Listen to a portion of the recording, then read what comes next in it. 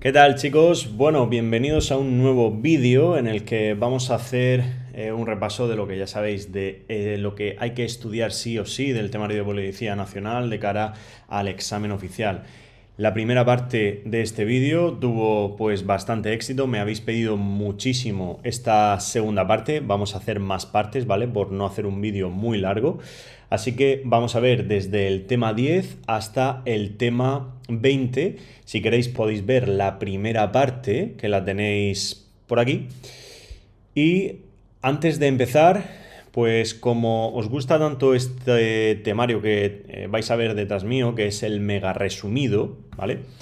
Que lo podéis encontrar en nuestra tienda, en el rincondelpolicía.es. Os voy a dejar gratis un tema, ¿vale? Para descargar en PDF.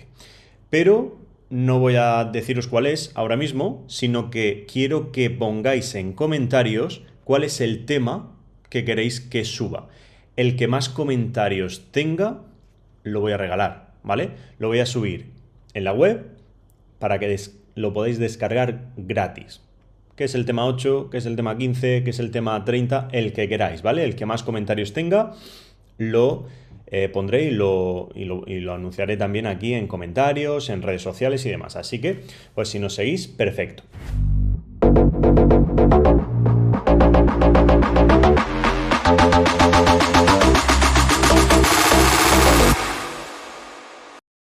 Vamos a empezar y vamos a ver qué es lo que tenemos que estudiar sí o sí de cada uno de los temas del 10 al 20. Fijaos que los temas, los primeros de esta tanda van a ser 10, 11 y 12.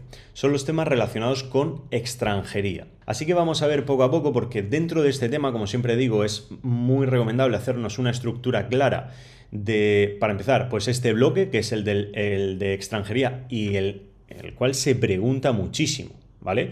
Hay muchísimas preguntas de esta parte, hay que tenerlo muy claro y estudiarlo muy bien. Para empezar, tenemos que saber que el tema se va a subdividir, como si dijéramos, en dos grandes partes. Por un lado está el Real Decreto, como veis, el 240-2007, pero también hay una referencia a lo que es la ley de extranjería y por otro lado está el reglamento que desarrolla a esa ley de extranjería. Entonces nos vamos a enfocar primero en ese Real Decreto y luego en la ley y en el reglamento, ¿de acuerdo? Entonces, bueno, este Real Decreto lo que nos viene a dar es un poco a nivel de definiciones en cuanto a qué es lo que se considera a nivel de extranjería. Y pues bueno, aquí lo tenemos muy bien estructurado en cuanto pues tanto a qué ámbito de aplicación pues va a afectar y luego pues bueno, vamos a ir viendo conceptos relacionados con la entrada, la salida y demás, ¿vale? Pero tened en cuenta que todo esto va también a ser desarrollado por la ley de extranjería y toda esta parte que bueno, se pregunta con matices, vamos a ir viendo que vamos a tener que desarrollarlo pues más adelante aquí, en la ley de extranjería y el reglamento, ¿vale? La ley que es 4/2000, la ley orgánica, y el Real Decreto que es el reglamento 557/2011, ¿vale? Entonces, a ver, esta primera parte es importante porque pues, se hacen preguntas en el examen oficial, tenemos que distinguir, pues por un lado, la diferencia entre la estancia y la residencia, sobre todo plazos de tiempo, condicionantes y demás, que es lo que, pues al final, tú si te pones a redactar un examen, es lo que también preguntarías y es lo que se suele preguntar, ¿vale? Tenemos que ser también inteligentes y ponernos en la piel del examinador. Vale. Esto en cuanto a todos estos conceptos que se regulan aquí. En cuanto a la documentación, pues bueno, no la veo un poquito más secundaria, pero sobre todo esa diferencia entre estancia y residencia, ¿vale? Fijaos, por ejemplo, también es relevante, aunque pues no se pregunte, cuanto a las medidas por razones de orden público, seguridad y salud pública, a quién pues se van a aplicar y de qué forma, ¿vale? Y qué consecuencias van a tener. Ya en cuanto a lo que se refiere a la parte de la ley, pues vamos a tener en cuenta la consideración de extranjeros en cuanto a definición, el ámbito de aplicación Y conceptos en cuanto a reagrupación familiar, los derechos que se tienen, las garantías y luego, pues bueno, la parte en la que la ley orgánica habla de la integración social de los extranjeros, que como veis se ha preguntado en el 2017. Y ya empezamos con los conceptos en sí, que son, pues otra vez, de entrada, de salida, de devolución, de expulsión, todo esto, ¿vale? Entonces, por un lado, la entrada al territorio español, que, pues bueno, requisitos se tienen en cuenta que se necesita para la entrada. También, pues excepciones aquí que siempre señalamos en cuanto a las denegaciones, la necesidad de visados, salvo algunas excepciones, y pues siempre teniendo en cuenta esas salvedades y excepciones que se pueden preguntar, ¿vale? En cuanto a lo que os he comentado de visados, es interesante que conozcáis también los diferentes tipos de visados, para cuánto tiempo se dan y para qué sirven cada uno de ellos, ¿vale? Son muy preguntables, es un apartado que es muy cortito, pero que se pueden sacar muchas preguntas de examen, ¿vale? Y ya pues como os comentaba, por un lado está la entrada y por otro lado está la prohibición de entrada y la denegación de entrada. Entonces, son tres conceptos que debemos de tener muy claros, la diferencia, y que pues os recomendaría estudiarlos muy bien. Y luego, si hemos estudiado la entrada, tenemos que estudiar la salida y los diferentes tipos de salidas que hay, las salidas obligatorias cuando pues se podrán dar, incluso cuando se puede prohibir la salida, ¿no? La documentación, los plazos, la forma de efectuar la salida, la prohibición de salida, como os comentaba, la devolución y sus efectos, y la ejecución de la devolución, la suspensión. Y bueno, en cuanto a la prescripción, que luego pues también se tiene en cuenta de cara al procedimiento sancionador, ¿vale? Y luego, por un lado, la prohibición de salida, pero también las salidas obligatorias cuando se van a dar, ¿vale? Y ya estudiar también conceptos de estancia y residencia respecto de la ley de extranjería, ¿vale? Aquí lo resumimos, pues claramente tenemos en cuenta un dato en cuanto a tiempo, que son 90 días, ¿vale? Ese plazo de tiempo lo vamos a tener en cuenta porque se puede preguntar bastante, pero vamos a distinguir, por un lado, estancia de corta duración y luego, pues, estancias más largas, por así decirlo, ¿vale? Y los visados también que se necesitan en cada caso.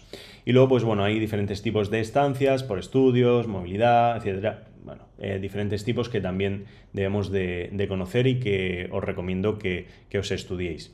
Y luego, por otro lado, por un lado está la estancia, es decir, pasar un tiempo en España por X motivos, pero otro es vivir en España, que es la residencia. Y aquí vamos a tener en cuenta que el plazo va a ser, pues si hemos tenido en cuenta el primero, que eran 90 días, aquí lo que vamos a tener en cuenta es que es de 90 días a 5 años.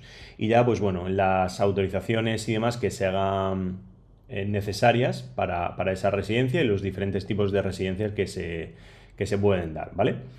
Y luego está, pues bueno, ya para ir acabando, la residencia de larga duración. Está la residencia, como si dijéramos, normal, que es una residencia en la que se fija como un plazo, y luego la residencia de larga duración, en la que no hay un tiempo de forma como tal, es decir, no es de 10 años, sino que es pues de forma indefinida, ¿vale?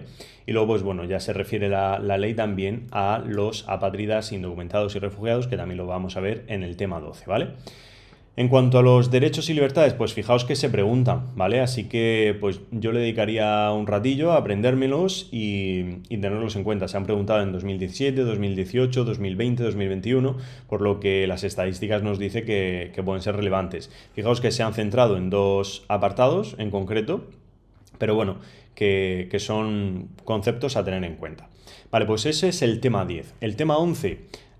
¿dónde nos podríamos ir en el tema 11? Pues aquí el tema 11 es mucho más cortito. Empezamos a desarrollar una parte de tanto de la ley de extranjería como del reglamento, pero que se va a enfocar al procedimiento, en este caso, las infracciones que tenemos que distinguir tres tipos de infracciones que se pueden cometer a nivel de extranjería, pero también procedimientos, ¿vale? Procedimientos sancionadores, que tenemos que distinguir que hay un procedimiento, el ordinario, que se pregunta sobre él, se ha preguntado en los últimos años bastante, y el preferente y el simplificado, ¿vale? Entonces, siempre, pues a nivel estructural, nos hacemos una idea en nuestra cabeza de las partes que vamos a tener que estudiar. Pues, por ejemplo, en este apartado, procedimientos, son tres partes. ¿Cuáles son? Vale, me aprendo eso y pongo foco ahora en el contenido. Y ya, pues, por un lado, dentro del procedimiento sancionador tenemos que ver qué consecuencias hay en cuanto a las sanciones, que esto nos lo tenemos que aprender siempre que haya un procedimiento sancionador, y luego un cuadro de infracciones, que aquí, pues si veis, os hemos hecho un cuadro que yo creo que esto es oro, porque al final lo que tenemos que distinguir es encontrar un patrón común que une las leves, graves y muy graves, y ver la diferencia entre cada una de ellas. Entonces, estudiarse esto pues me parece muy importante porque pueden salir muchas preguntas de aquí, ¿vale? De ese cuadro de infracciones. Igual que vamos a ver en penal, igual que vamos a ver en seguridad ciudadana, igual que vamos a ver en muchos temas en los que vemos procedimientos sancionadores, tenemos las ideas claras en cuanto tenemos que estudiar infracciones, cuáles son las sanciones y cuál es la prescripción de las infracciones y de las sanciones. Lo tenemos que tener muy claro. Es más, os recomiendo pues que a la larga, cuando ya hayáis estudiado todo el temario, veáis, vale, de qué temas hago ese procedimiento sancionador, tengo que estudiar ese procedimiento sancionador, vale, pues no sé, del 8, como veis aquí, del 11, del 16, de tal, vale. Pues voy a coger y voy a ver las diferencias, por ejemplo, en las prescripciones, para estudiarlas de memoria y encontrar alguna relación que me ayude a, pues si me ponen en un examen, que no me confunda con las de penal o no me confunda con otras, ¿no? Entonces eso me parece muy relevante. Y bueno, ya los efectos de la expulsión y la devolución, que también es interesante y se pregunta bastante. Y fijaos que nada, en media página lo tenemos, ¿vale? Venga, pues tema 12, ya empezamos con protección internacional, todo lo que se refiere, pues aquí tenemos que ver muy claro cuál es la diferencia entre apátridas, refugiados, y en cuanto a la protección internacional, pues aquí hay una ley que es la 12/2009 que tenemos que conocer, que es la reguladora del derecho de asilo y protección subsidiaria. Por tanto, ahí tenemos ya varios conceptos de los que estamos hablando, que es asilo, refugiado, apátrida, protección subsidiaria. Tenemos que aprendernos muy bien estas partes, ¿vale?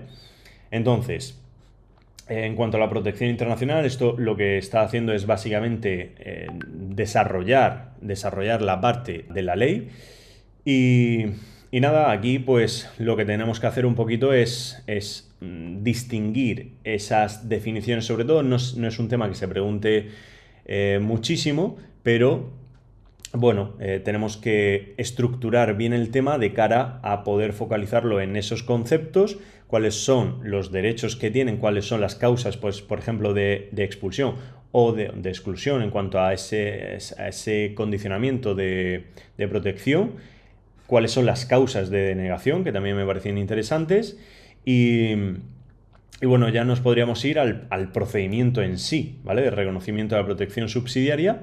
Tienen que establecer unos requisitos y tenemos que conocer cuáles son esos requisitos, ¿vale? Que sí que pueden ser preguntables. Lo que os he comentado, qué derechos van a tener, qué obligaciones, cuáles son los efectos de presentar la solicitud y bueno, órganos, ¿no? Que vemos aquí que van a ser los encargados. Entonces, eso es lo que un poco nos tenemos que estudiar de este tema. Cuáles son los órganos encargados de la instrucción del procedimiento, de la tramitación del procedimiento, el procedimiento cómo es, qué plazos hay y bueno, conocer también que existe el procedimiento a nivel de tramitación urgente. Y como esto es un procedimiento administrativo, porque tú solicitas a la administración que te conceda pues una protección, pues claro, aquí puede que te concedan o no lo que estás pidiendo. Por tanto, puede haber una petición en cuanto a que se revise. Si no estás de acuerdo, oye, te han dicho que no, pues puedes interponer un recurso, ¿vale? Entonces, eso pues también podría ser interesante de cara a posibles preguntas de examen. Esto en las clases ya más a fondo vamos a ahondar en este concepto y qué tipos hay y por qué es de esta forma y demás, ¿vale? Sobre todo, pues me centraría en eso, en las definiciones en cuanto a conceptos, requisitos, derechos y órganos, ¿vale? Que al final son lo que desarrollamos en el mega resumido, ¿vale?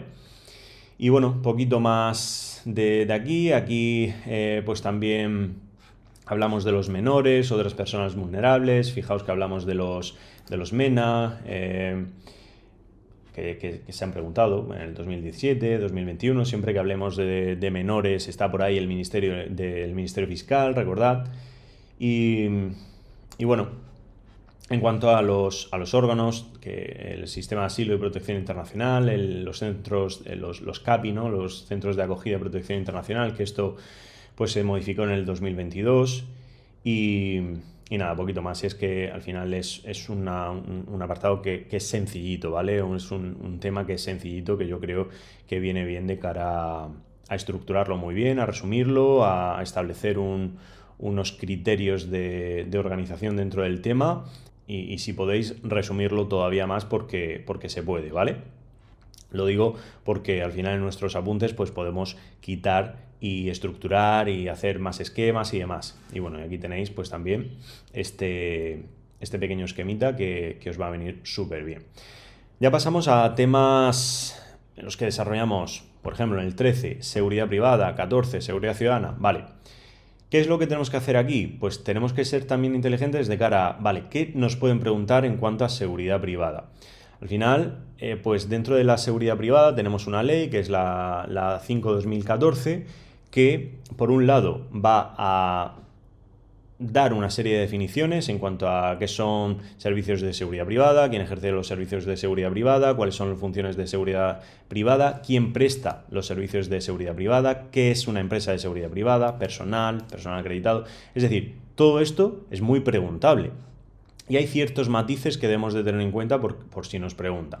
Vale, pues de aquí yo creo que lo más relevante al final que tenemos que tener en cuenta son, por un lado, bueno, las actividades de seguridad privada son relevantes porque lo vamos a hilar con, pues, este apartado que vamos a ver aquí, a ver si os lo encuentro, que son, pues, básicamente de la seguridad privada, que es, pues, donde más nos suelen hacer preguntas, donde más suelen caer preguntas, ¿vale? Entonces, esas actividades van a ser desarrolladas por el personal, ¿no? Que vamos a tener que estudiar. Por tanto, estudiamos definiciones, estudiamos cuáles son las actividades, ¿vale? ¿Cuáles son las actividades compatibles? Es un poquito más secundario, pero bueno, también lo tenemos en cuenta. Principios rectores y demás, algo más secundario. Ya me iría a, bueno, en cuanto a las prohibiciones y demás, también un poquito más secundario, pero bueno, lo metemos porque puede tener chicha, pero... Por ejemplo, a nivel de competencias de cuáles son los órganos competentes, pues es interesante, ¿vale? El Director General de Policía, el Ministerio del Interior, Dirección General de la Guardia Civil, pero fijaos que tampoco es que se pregunte muchísimo. Nos podemos ir directamente al apartado del personal de seguridad privada, aprendernos esto súper bien, estructurarlo muy bien, cuáles son los profesionales de seguridad privada, tenerlos muy claro, cuáles son las especialidades y hilarlo con lo que os he comentado arriba y con esto tendríamos el tema bastante cogido ya por sus partes, ¿no? Porque al final es lo que se suele preguntar y al final es lo que vamos a desarrollar a partir de este momento todo el contenido, desde las habilitaciones, desde, pues como os comento, sus funciones en sí, principios de actuación. Fijaos, las funciones, ¿vale? Van a ser desarrolladas aquí dentro de cada uno de los del personal. Entonces, esta parte me parece muy interesante, ¿vale? Y ya os digo, que suelen caer pues prácticamente todas las preguntas de esa parte. Y ya, pues, en cuanto a lo que nos queda del tema, que fijaos que pues seguimos en cuanto a despachos de detectives privados, de las medidas de seguridad privada, control administrativo y demás, esto pues hay alguna pregunta, pero también más secundaria.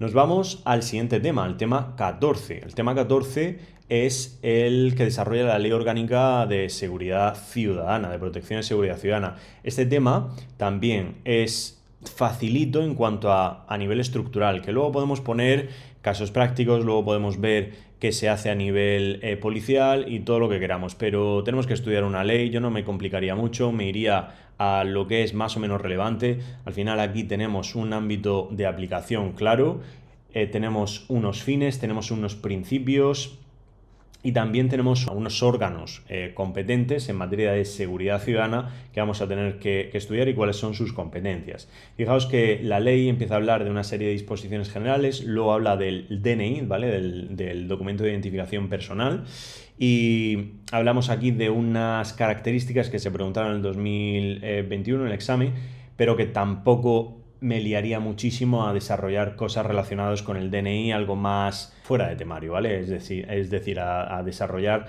aspectos y características del documento que yo creo que son irrelevantes. Bueno, pasaporte, ¿vale? El DNI, pasaporte, que es lo que debemos de tener en cuenta y lo que os comentaba. Por un lado, cuáles son las actuaciones para el mantenimiento de la seguridad ciudadana, qué es lo que se puede y no se puede hacer. Si recordáis, pues esto en algunas ocasiones lo podemos hilar también con la Constitución española, pero sobre todo en cuanto a la entrada y registro en domicilios, en cuanto a la identificación de personas, tránsito en las vías públicas, comprobación y registros de lugares públicos, diligencias de identificación, registro corporal, todo, como veis, funciones muy policiales y que se suelen preguntar, ¿vale? Y que se suelen preguntar, pues, pequeños matices en cuanto a lo que viene en estos artículos, ¿vale? Así que no me iría mucho más allá. Esto en media página lo tenemos. Ahora, podemos ir un poquito más allá. En los siguientes capítulos, como veis, potestades especiales de Policía Administrativa de Seguridad, que es algo más secundario.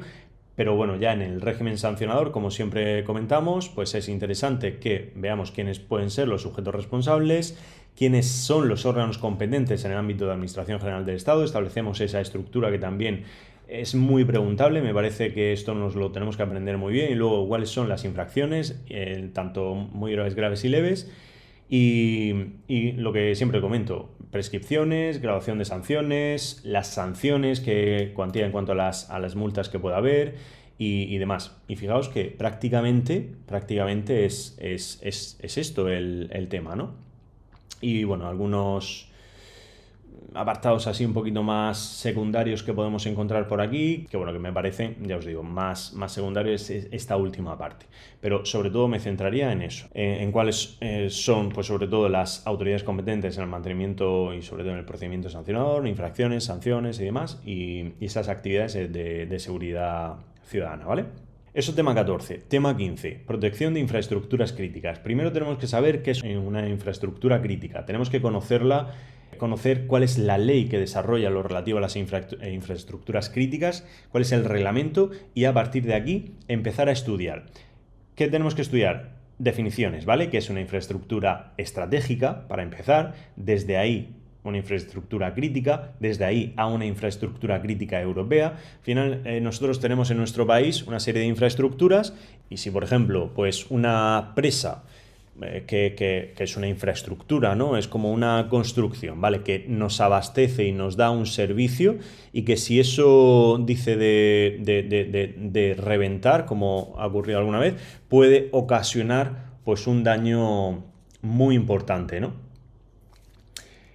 ¿Qué es lo que ocurre? Que si una infraestructura, al final lo que se está intentando es proteger ciertas infraestructuras, denominándolas como críticas para ello. Entonces, por un lado, tenemos infraestructuras estratégicas. Por eso hablamos de sectores, ¿vale? Sectores en cuanto a electricidad, en cuanto a esto, en cuanto a energía, ¿vale? Pues hay diferentes sectores. Tenemos que aprender dentro de esos sectores cuáles son las infraestructuras estratégicas o subsector estratégico, cuáles son las infraestructuras dentro de las críticas, es decir, definiciones, ¿vale?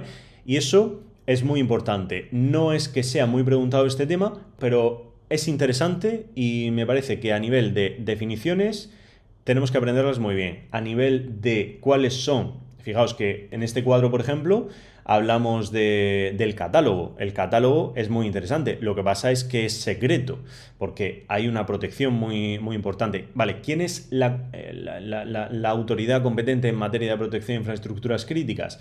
Pues vamos a tener aquí, sobre todo, pues a través de la Secretaría de Estado de Seguridad, pues vamos a ver que se van a aprobar una serie de planes. Para empezar, va a estar el Plan Nacional y luego los de seguridad de los operadores específicos y de apoyo operativo. Vale, y a partir de aquí, ¿cuáles son los órganos competentes? Pues desde el Centro Nacional de Protección de Infraestructuras Críticas, los ministerios que van a tener competencia en cuanto a estos planes y demás, delegaciones del gobierno, grupos de trabajo, operadores críticos, cuáles son los instrumentos del sistema, esto también puede ser muy preguntado, el plan nacional, los planes estratégicos, el plan de seguridad de operadores, es decir, vamos a desarrollarlos un poquito y esas son las características que nos pueden preguntar, ¿vale?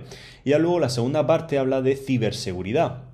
Bueno, ciberseguridad hay varios temas en los que vamos a ver diferentes conceptos. Por un lado, pues tenemos el concepto de ciberseguridad que lo vemos con detenimiento en las clases, ¿vale? Pero bueno, aquí lo que tenemos que distinguir para empezar son los tipos de amenazas a nivel pues de ciberseguridad que puedan haber. Entonces, son conceptos, ¿vale? Conceptos que vamos a tener que aprender y que vamos a tener que distinguir entre un virus, un gusano, un troyano y diferentes tipos de ataques que pueden haber. Esto, si seguís, pues, por ejemplo, desde Twitter o desde Instagram o desde YouTube o lo que sea, a cuentas relacionadas con, por ejemplo, la Policía Nacional, pues muchas veces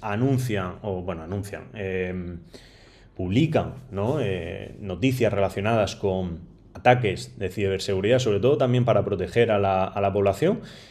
Y hablan, pues, por ejemplo, de un tipo nuevo de phishing o un tipo nuevo de ciberataques que se pueden dar para protegernos, pues, por ejemplo, en vacaciones, para protegernos.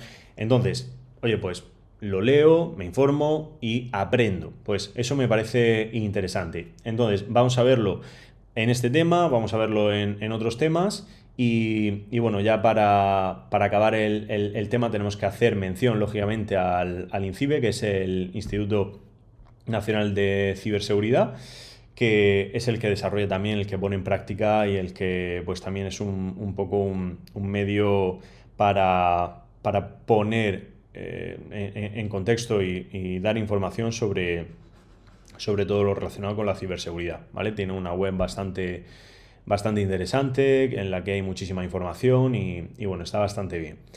Y luego, pues lo que os comentaba, ya a nivel europeo, pues también desarrollamos cierta información, ciertos conceptos que son más secundarios, que tampoco me liaría muchísimo. Y ya entramos en los temas de penal. Fijaos que es una primera parte que es pues bueno, interesante. Vemos infraestructura, seguridad ciudadana, seguridad privada, los temas de extranjería. Son un poquito cada uno, un poquito temas diferentes, ¿no? Pero son todo pues normativas y bueno, tampoco tiene mucha más complicación. Estamos dentro del bloque de ciencias jurídicas, pero ahora empezamos el bloque de penal, en el que, para empezar, el tema 16 es derecho penal, parte general. El tema 17, 18 y 19 es la parte especial, ¿vale?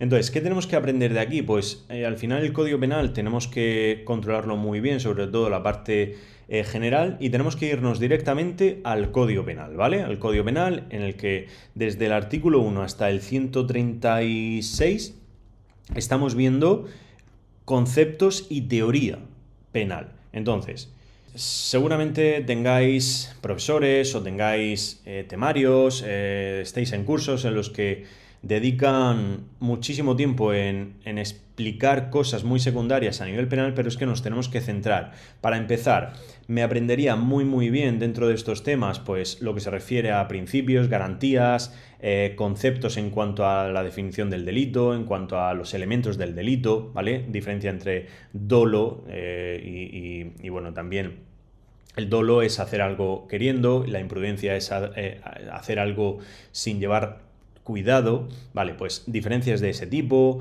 o por ejemplo los elementos del delito también. las clases de imprudencia que se han preguntado alguna vez, los elementos del delito, como os digo, acción, omisión, típica, antijurídica, culpable y punible. Dentro de la tipicidad, aprendernos muy bien los errores de tipo. El artículo 14 me lo aprendería súper bien. Y aquí, a nivel penal, para empezar, tenemos errores de tipo, errores de prohibición que tenemos que distinguir dentro de este artículo 14. Cuando hay un error, ¿qué consecuencia hay? Es decir, si el Código Penal a mí me está diciendo te voy a castigar con X pena, si hay un error, me vas a excluir la responsabilidad penal, me la vas a reducir en 1 o 2 grados, en 1 grado, inferior en grado. Todo esto, al igual que, pues por ejemplo, cuando hay un delito intentado, es decir, tentativa de delito, cuando hay un agravante, pues ¿de qué forma se va a castigar? Se va a castigar de forma más grave pues ese delito. Y en el caso de que haya, pues, por ejemplo, un eximente o que, por ejemplo, haya errores y demás, esos conceptos los debemos de tener muy en cuenta. Entonces, yo me haría una lista con todo eso y me la iría repasando continuamente. Eso me parece muy, muy, muy preguntable, ¿vale? Los elementos del delito, como os digo. Y ya empezaríamos con las formas de participación intentada y demás, es decir, diferencia entre autor y cómplice, y la diferencia también con la autoría, la complicidad y luego los encubridores. Debemos de tener en cuenta que debemos estudiar como formas de participación los dos primeros y luego que solo en casos muy excepcionales se castiga a quien encubre, ¿no? Bueno, pues eso lo explicamos bien en clase. Luego está la forma de participación intentada. Luego, cuando veamos en penal ciertos delitos en los que solo se castigan, vamos a ver, el Código Penal nos dice que se va a castigar cuando tú cometes un delito y la pena que establece el Código Penal es para el delito consumado, ¿vale? Es decir, que tú has cometido el delito, por ejemplo, matar a una persona, y para el autor del delito. Por eso estamos distinguiendo ahora entre autor, cómplice y demás, porque al cómplice también se le va a castigar de forma menor, va a tener una menor pena en cuanto al autor. O sea, la pena que nos está señalando es al autor del delito consumado, ¿vale? Y luego tenemos que ir jugando y variando, por eso os digo, hacernos ese cuadrito en cuanto a las diferentes causísticas que pueden dar a que pues agrave o se atenúe la pena. Entonces, las formas de participación intentada me parece muy interesante porque al final tenemos que saber muy bien qué diferencia hay entre provocación, conspiración, proposición, que se pregunta muchísimo, y luego a nivel pues de la parte especial, en qué casos, ¿vale? Porque esto no se puede dar en todos los tipos de delitos. Nos van a decir, oye, pues este delito se va a poder castigar por provocación, conspiración y proposición, ¿vale? Y se va a castigar con 1 o 2 grados menos, ¿vale? Pues eso nos lo tenemos que aprender y me parece también muy interesante. Me parecería muy interesante también hacer una lista de todo esto. Y la responsabilidad civil, bueno, se puede preguntar, pero me parece más secundaria, debemos de tener en cuenta el concepto y demás, pero sobre todo me estudiaría muy, muy, muy bien y de memoria de pe a pa artículos 19, 20, bueno, el 19 es muy sencillito, pero el 20, 21 y 22, muy, muy bien, ¿vale? Que son las eximentes, atenuantes y agravantes. Ya os digo, súper importantes, súper interesantes, que se pueden poner casos prácticos y me parece vital. Y ya, pues bueno, ver los diferentes tipos de penas, en las que pues me centraría primero en esta primera columna de la izquierda de las diferentes penas, ¿vale? Y cuándo pueden ser, aquí no hay muy graves, graves y leves, aquí hay leves, menos graves y graves, y cuándo pueden ser cada una, ¿vale? Y ya cada una de las características de las penas. Pues por ejemplo, desde la pena de prisión permanente revisable, desde la pena de prisión, desde las penas multa, todas las características. Esto es preguntable, es un poco largo, pero aquí en el mega resumido lo tenemos muy esquematizado, muy resumido, al final muy claro y yo creo que no hay muchísima complicación. Entonces también ya por último de este tema me iré a aprenderme muy bien las diferentes formas en las que se puede sustituir la ejecución de las penas privativas de libertad, es decir, desde la suspensión y bueno, la libertad condicional, y por último, lo que se refiere a la extinción de la responsabilidad criminal. Desarrollaremos más adelante también la Ley Orgánica 2000, la responsabilidad penal del menor, ¿vale? Pero sobre todo, en cuanto a la extinción de la responsabilidad criminal, también me parece un apartado bastante importante y como os comenté hace unos minutos, diferencias entre prescripciones de los diferentes tipos de, pues por un lado, de infracciones, en este caso de delitos, y por otro lado de los castigos, de las penas y de las medidas de seguridad. Estos dos cuadros me parecen muy interesantes, ¿vale? Y también pues la cancelación de antecedentes delictivos, que se puede preguntar, sobre todo de plazos y demás. Tema 16, esa es la parte general de derecho penal, ¿vale? Y empezamos la parte especial, en la que aquí yo directamente me iría a aprenderme los diferentes tipos de delitos y a distinguir los que se parecen. Podemos establecer también como diferentes niveles. Por un lado, el homicidio sabemos que es matar a otra persona, pero ya tenemos que aprendernos también ciertos matices, ¿vale? Porque tenemos que distinguir entre el homicidio y el asesinato. El homicidio puede ser un homicidio imprudente, el homicidio puede ser también castigado de forma más grave. Esas agravantes que hay para el homicidio también se pueden dar en el asesinato cuando puede haber una pena de prisión permanente revisable, es decir, todo eso, ¿no? Me aprendería esas diferencias, esos conceptos, esos matices. Me dejaría a un lado la última columna, la de las penas, ¿vale? No os liéis de momento con las penas, pero sí que me aprendería, pues por ejemplo, que este hecho, por ejemplo, es solo perseguible mediante denuncia. Que esto se va a castigar, esto es un agravante, se va a castigar en la mitad superior. Creo que no se va a preguntar eso, pero, por ejemplo, ¿cuándo únicamente se puede castigar en el Código Penal por una pena de prisión permanente revisable? Pues cuando haya un asesinato y que ese asesinato, el tipo básico de asesinato, sea un hiperagravado. Pues ese tipo de cosas son las que nos tenemos que aprender de toda esta parte especial del Código Penal, que en estos temas el tema más largo es el 17. En cuanto al suicidio, pues distinguiría diferentes tipos de formas de actuar, sobre todo distinguir el suicidio en sí y cómo una persona puede participar en acabar con la vida de otro y que no sea considerado un homicidio, sino que sea considerado como una especie de cooperación al suicidio, una ejecución al suicidio, porque pues has ayudado a acabar con su vida porque quería acabar con su vida, ¿no? Pero también puede haber responsabilidad en cuanto a esto. Pues por ejemplo también distinguirlo, el aborto, pues distinguir cuando aborta, pues por ejemplo, o cuando una persona provoca el aborto de una mujer embarazada, sea en una clínica privada, pública, no sé qué, no sé cuántas, o cuando la mujer también pueda ser responsable o no, cuando haya consentimiento o no, todas estas cosas, que es muy cortito, en este cuadro lo tenemos. También en cuanto a las lesiones puede haber diferencias y dudas que me vais planteando y yo os comento. En cuanto a las lesiones tipo básico es, oye, una lesión que aparte de ir al médico en una primera intervención necesitamos un posterior tratamiento, ¿vale? Ese es el tipo básico. Luego están las leves en las que no se necesita ese tratamiento y luego pues hay diferentes variaciones, ¿no? Sobre todo, pues este es un poquito largo, pero dependiendo de la víctima, quien sea, pues también puede haber esas condicionantes y aunque sea leve, pues también se puede dar algún tipo de lesión y de comisión de este delito, pues también de maltrato y demás. También distinguir esos matices importantes en cuanto a la riña tumultuaria. Tráfico de órganos, también interesante. No es que no nos lo pregunten mucho, me interesa más esa primera parte que la distingamos, pero también es un poco larga y un poco compleja y me interesa que os lo aprendáis bien. En cuanto a las detenciones ilegales y secuestros, pues ahí tenemos otro delito que yo creo que es interesante que os lo aprendáis muy bien, las diferencias entre cada uno de ellos, ¿vale?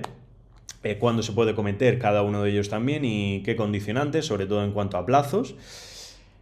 Amenazas, coacciones, extorsiones, distinguirlas muy bien porque se confunden y esto pues tenemos que poner casos prácticos y tenemos que saber distinguirlos y eso es lo que hacemos nosotros, ¿no? A través de nuestros exámenes, de nuestros repasos, de nuestras clases, de nuestros libros, pues intentamos poner casos prácticos que veamos claramente la diferencia entre unos tipos delictivos y otros, ¿vale? Entonces, como os digo, aprendernos muy bien diferencias entre amenazas, coacciones, extorsiones que se pueden dar, incluso chantajes, ¿vale?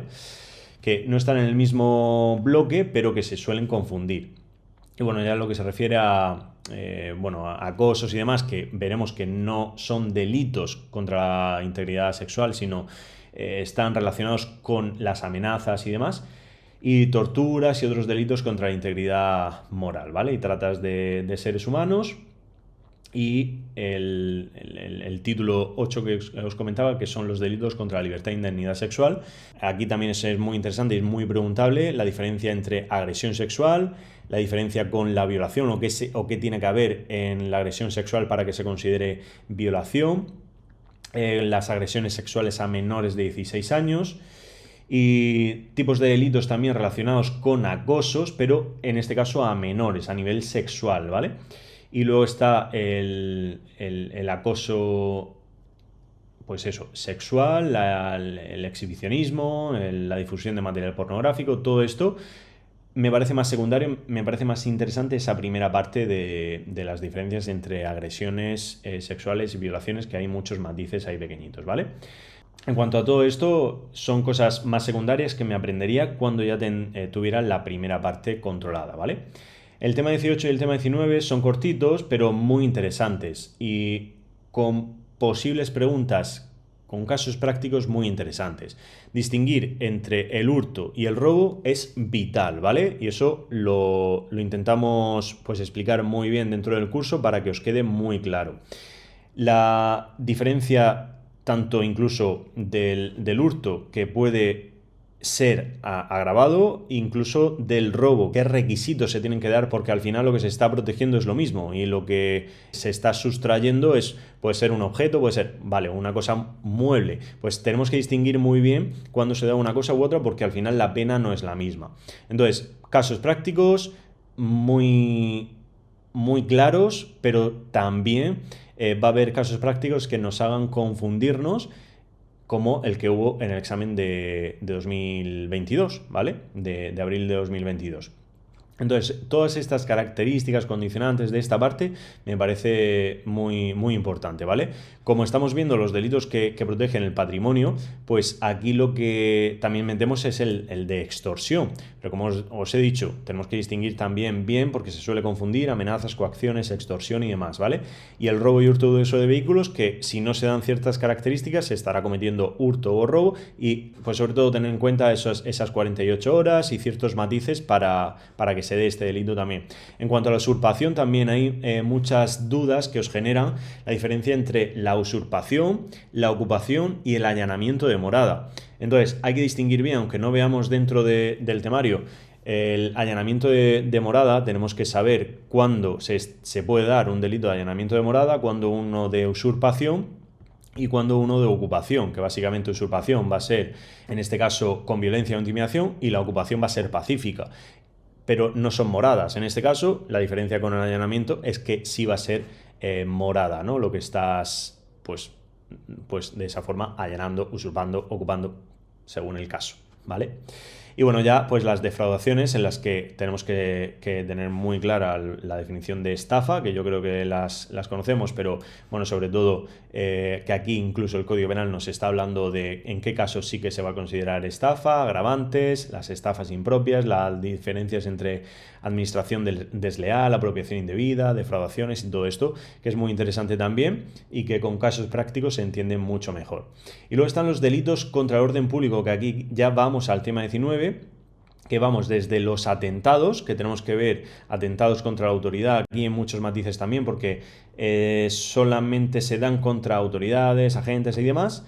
Entonces debemos de distinguir muy bien esos matices dentro de los delitos de atentado. Eso es un bloque, ¿vale? Los atentados contra la autoridad, pero cuidado, porque luego están los desórdenes públicos. Están todos dentro de un mismo título, es decir, contra el orden público, pero tenemos que ver que dentro de, por ejemplo, del capítulo, estará el capítulo de atentados contra la autoridad y luego estará el bloque o el capítulo de los desórdenes públicos.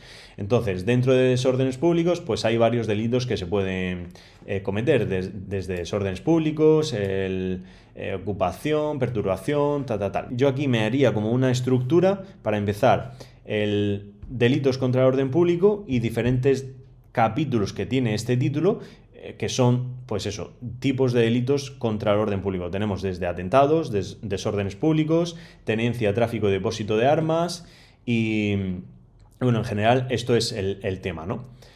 Y ya, pues, por último, el tema 20, que son los delitos informáticos, que como os comentaba, lo podemos relacionar con la ciberseguridad. Tenemos otro tema más adelante en la parte técnico-científica en la que también veremos relacionados conceptos, pero pues sobre todo aquí pues me ceñiría a englobarlos todos de la misma forma y aprendernos pues definiciones así de delitos informáticos y demás es sencillito, pero bueno, sobre todo qué delitos se pueden cometer a nivel informático, ¿no? En cuanto a todo lo demás, lo vemos un poco también en otros temas, así que tampoco es que me parezca súper relevante. Aquí tenemos o desarrollamos delitos relacionados contra la intimidad a nivel que estamos hablando de ciberseguridad, cibernético, informáticos, lo que queramos llamarlo, ¿no? Entonces, pues bueno, volvemos a estudiar estos delitos para que los tengáis en cuenta, dándoles pues ya nombres propios también que bueno, que son interesantes. Pero como veis es muy cortito y tampoco es que se pregunte demasiado porque al final lo relacionamos con otros temas, ¿vale? Así que nada, chicos, esto es el repaso que hemos hecho a esta segunda parte de todo el temario. Espero que si os ha gustado dejéis algún comentario, que me digáis que queréis la tercera parte y que nada más, cualquier duda que tengáis, pues la escribís y espero bueno, que muy pronto os la podamos resolver y nada, si os interesa pues este mega resumido, los cursos online, prepararos la oposición a Policía Nacional, que nos contactéis cuando queráis y vais a ser bienvenidos. Un saludo y hasta la próxima. Adiós. Acuérdate, dale a me gusta, síguenos para ver todo el contenido porque estamos subiendo un montón de cosas. Y deja tu comentario a ver qué tema es el que quieres que te regale.